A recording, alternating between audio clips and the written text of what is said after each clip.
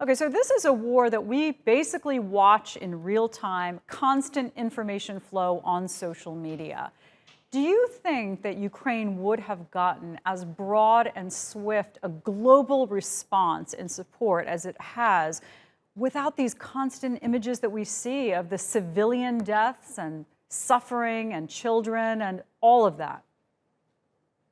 I mean, it's quite remarkable because I think that the photographs play out a lot of different ways on social media, as you mentioned.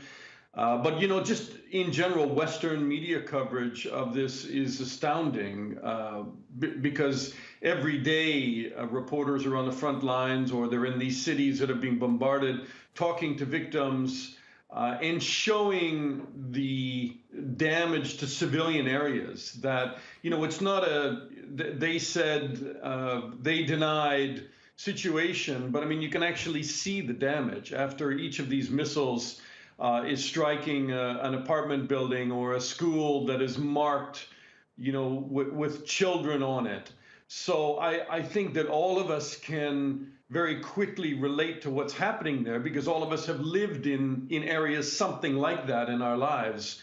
And we see the women and the children and the innocents caught in the crossfire. And I think the other thing to note about this is that when you begin to document war crimes, and the allegations of, in Bucha, for Exactly, instance, yeah. it's very important that some of these photographs and videos on social media are used to geolocate the positions of Russian soldiers. So when the Russians denied that they were even in those areas, they denied so, falsely, and then independent organizations and even the United Nations now are able to geolocate positions of Russian forces using social media. So it's pretty incredible that way Yeah. in terms of the building of evidence against the Russian troops that are carrying out these crimes in Ukraine. It also shows you how far Russia is willing to go to deny these things. First, it says the reports are fake. Then somebody shows them satellite imagery from somebody's intelligence services. And then they say, OK, those images are fake. And on it goes. All we have in Russia virtually is state media at this point because Putin has cracked down on virtually any shred left of an independent press. Journalists are threatened with prison time if they report something that goes against the regime. So are there any indications in Russia at this point that people are starting to catch on that there's another world of information out there besides their own state media?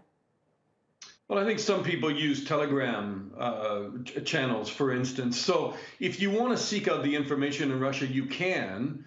And I know somebody elderly living in Moscow, for instance, who was watching state television, but then kept hearing from relatives and other people that maybe there was another side to the story in Ukraine. And then even she in her 70s is starting to use her cell phone and be able to take a look at alternative images and storytelling.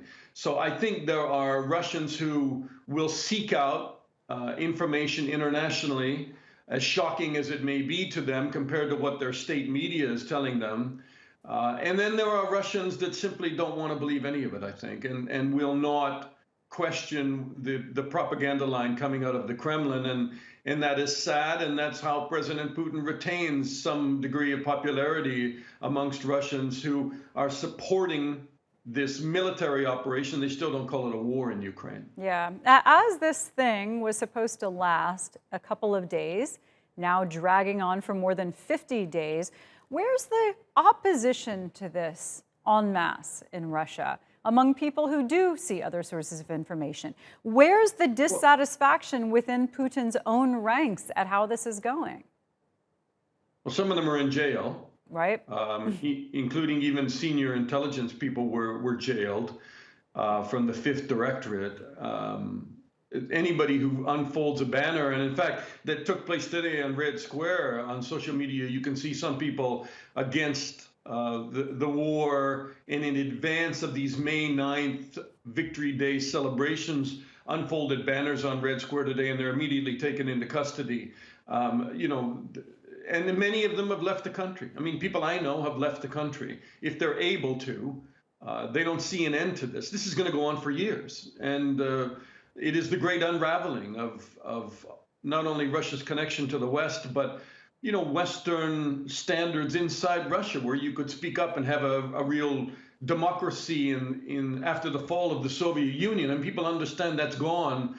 And until Putin goes, and maybe even after him, it will be a long time if it ever comes back. Yeah, and so many people are trying to leave who do oppose it. Just get out. You wonder what state that country is going to be in for the next 10, 20, 50 years. Dana, always great to talk to you. Thanks so much.